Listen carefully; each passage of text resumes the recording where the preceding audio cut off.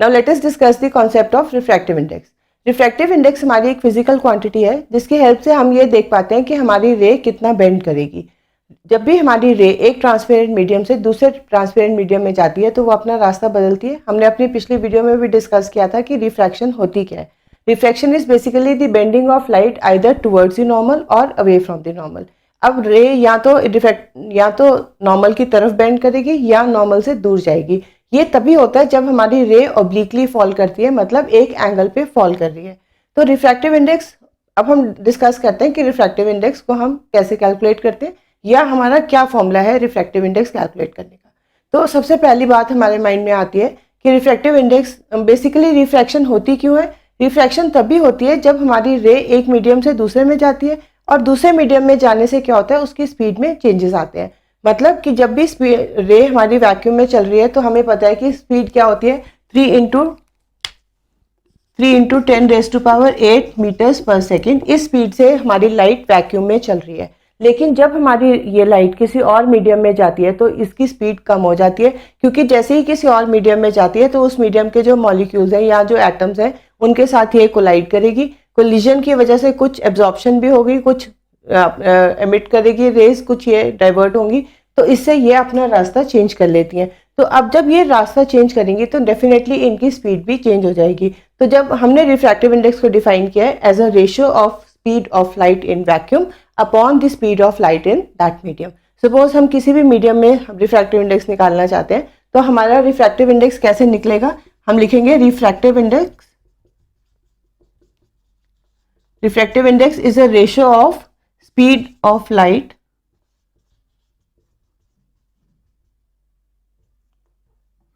in vacuum upon speed of light in a medium. Speed of light in vacuum को हम generally c से denote करते हैं, speed of light of that medium को हम v बोल सकते हैं। तो रिफ्रैक्टिव इंडेक्स का हमारा सिंबल होता है eta. Eta is equal to c upon v। That means refractive index eta is equal to the speed of light in vacuum upon speed of light in a particular medium. That अब हमें देख के ये पता चल रहा है कि जो रिफ्रैक्टिव इंडेक्स है ये रेशियो है, पहली बात। और दूसरी बात क्या है कि ये रेशियो हमारी दो ऐसी क्वांटिटीज की है जो कि सेम है, जैसे दोनों स्पीड है, ऊपर भी हमने स्पीड ली है और नीचे भी स्पीड ली है। ऐसी सिचुएशन में क्योंकि दोनों सेम यूनिट्स है, स्पीड के यूनिट्स हमारे होते हैं मीटर्स पर सेकेंड, तो न्यूमरेटर में भी मीटर्स पर सेकेंड और डिनोमिनेटर में भी मीटर्स पर सेकेंड है, तो आपस में कैंसिल आउट हो जाएंगे। So we can say that कि रिफ्रैक्टिव इंडेक्स के कोई यूनिट्स नहीं होते, it is a unitless quantity.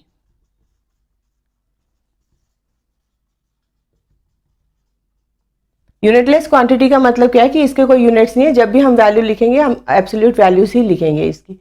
और सेकेंडली जो पॉइंट हमारे माइंड में होना चाहिए वो ये है कि जब भी कोई रे किसी भी मीडियम में आएगी उसकी speed as compare to speed of light in vacuum कम हो जाएगी। मतलब जैसे वैक्यूम में उसकी स्पीड थी 3 × 10⁸ मीटर्स पर सेकेंड, तो जैसे ही वो किसी और मीडियम में जाएगी तो उसकी स्पीड इससे कम हो जाएगी। अब इससे हम कह सकते हैं कि जब भी हम रिफ्रैक्टिव इंडेक्स निकाल रहे हैं तो डिनोमिनेटर हमेशा हमारा छोटा होगा एज कम्पेयर टू न्यूमरेटर। तो इसका मतलब इसका जो वैल्यू निकल के आएगी रिफ्रैक्टिव इंडेक्स की, it will be always greater than 1। और air is approximately quite similar to that of vacuum. मतलब हम कह सकते हैं कि speed of light in air is quite same as that in vacuum. तो जब हम ऐसी सिचुएशन में जब हम रिफ्रैक्टिव इंडेक्स एयर का निकालेंगे तो it will be quite closer to 1। तो हम उसको जनरली 1 भी ले लेते हैं और बाकी अलग अलग मीडियम्स का रिफ्रैक्टिव इंडेक्स अलग अलग होगा, क्योंकि जब भी किसी मीडियम में जाएगी उसकी स्पीड चेंज होगी। स्पीड चेंज होने से उसका जो है वैक्यूम के साथ उसकी जो स्पीड ऑफ लाइट वैक्यूम में थी वो डिफरेंट थी और उस मीडियम में अलग है, उनकी रेशियो डेफिनेटली 1 से अलग आएगी, 1 से ज़्यादा ही आएगी। तो that will be the refractive index of that medium. तो जब भी इसका मतलब हम एक पॉइंट हमारे माइंड में और भी आएगा कि जब भी कभी हम रिफ्रैक्टिव इंडेक्स की बात कर रहे हैं, अभी हम कुछ नहीं कह रहे कि कहाँ से निकल के कहाँ जा रही है।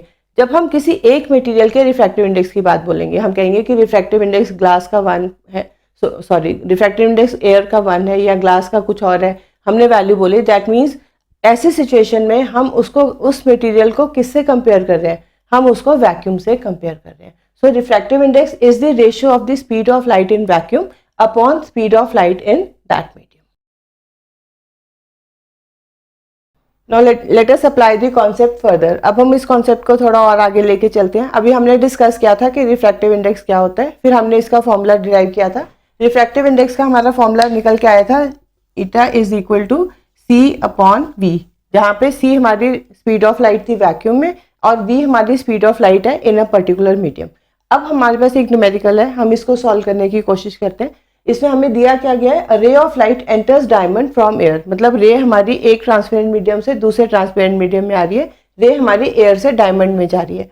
Now the refractive index of diamond is 2.42। अब हमें रिफ्रैक्टिव इंडेक्स दिया हुआ है, दैट मीन्स हमें नीटा दिया हुआ है 2.42 और हमें पता है कि स्पीड क्या होती है, speed of light in vacuum. अगर हमें पता है 3 × 10⁸ मीटर्स पर सेकेंड, बट हमें इस क्वेश्चन में इसकी जरूरत नहीं है वैल्यू की, क्योंकि उन्होंने हमारे से जो वैल्यू पूछी है it is in terms of speed of light. मतलब वो हमारे से पूछ कह रहे हैं by what percentage that the speed of light reduce on entering, मतलब अब कितनी स्पीड पहले थी उसकी अब कितनी परसेंटेज हमारी रह जाएगी। दैट मीन्स जो स्पीड हमसे पूछी जा रही है it is in terms of speed of light in vacuum.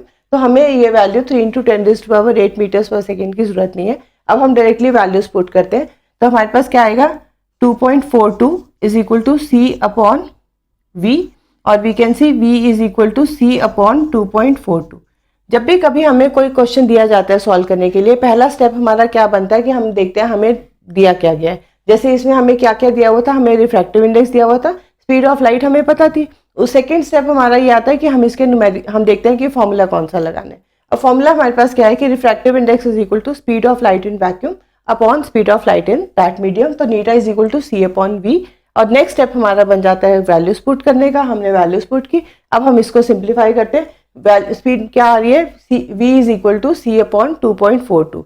अब जब मैं इसको सॉल्व करूंगी तो it will be equal to 0.41 सी।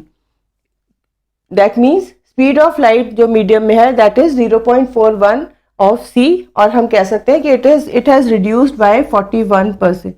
अब हमें पता चल गया है कि speed of light in diamond is 41% less than the speed of light in vacuum. मतलब जो हमारा v निकल के आ रहा है v इज 41% ऑफ c, मतलब speed of light in diamond is 41% less than the speed of light in vacuum is 41% of the speed of light in vacuum. अब 41% of speed of light in vacuum, लेकिन पूछा क्या गया है, it is how much it has reduced bye, मतलब कितनी कम हुई है। तो दैट मीन्स अगर टोटल हमारा 100% होता है, 100 में से 41% तो रह गई है, that means 100 minus 41 is equal to around 59%। तो we can say that the speed of light in diamond has reduced by 59% of the speed of light in vacuum.